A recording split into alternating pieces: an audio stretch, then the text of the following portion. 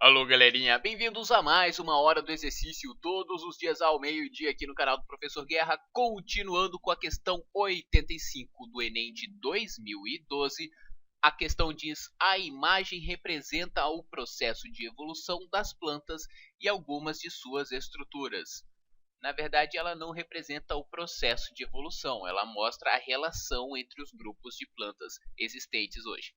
Para o sucesso desse processo, a partir de um ancestral simples, os diferentes grupos vegetais desenvolveram estruturas adaptativas que lhes permitiram sobreviver em diferentes ambientes. E aqui ele tem o nosso cladograma bom e velho e conhecido e bem familiar de todo mundo. Aqui na base do cladograma nós temos uma alga verde ancestral e a partir daqui ele diz gametófito dominante e arquegônio. E a partir dessa característica gametófito dominante e arquegônio nós temos toda essa galera. Surgiu o raminho das briófitas. A partir daqui ele dá outra característica, uma outra novidade evolutiva. Ele diz esporófito dominante, ou seja, daqui para frente não é mais o gametófito, é o esporófito que é dominante. E aí nós temos todo mundo com vasos condutores. Sai o ramo das pteridófitas. A partir daqui ele dá mais uma característica: sementes aladas e grãos de pólen. Todo mundo aqui vai ter semente alada e grão de pólen. Sai o ramo das gimnospermas, vem uma nova característica que é flor e fruto, que é coisa só de angiosperma. Qual das estruturas adaptativas apresentadas contribuiu para uma maior diversidade genética? Palavrinha-chave.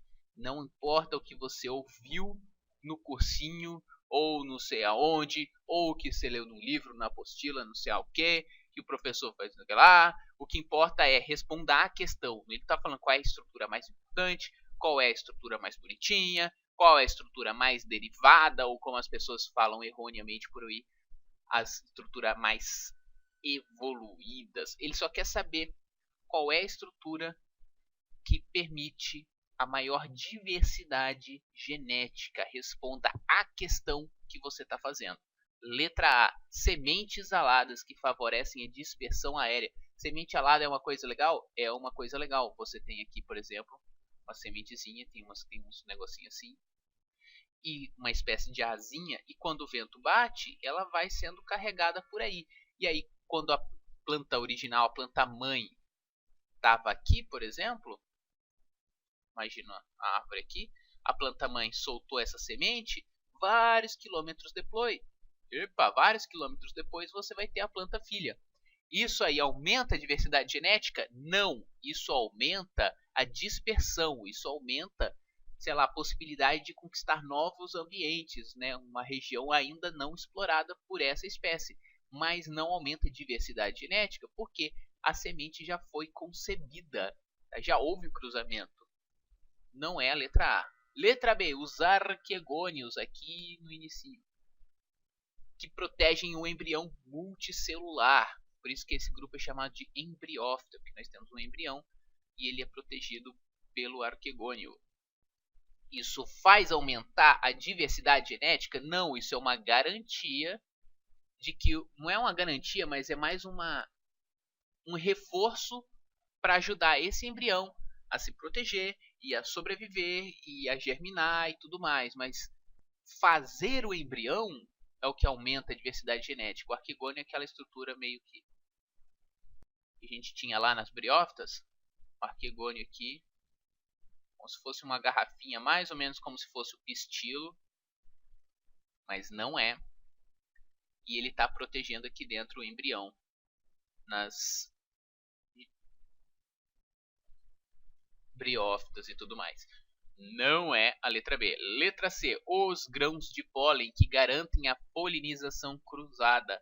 Muito importante. Olha isso aqui, polinização cruzada. Eu tenho aqui a minha planta A e aqui eu tenho a minha planta B.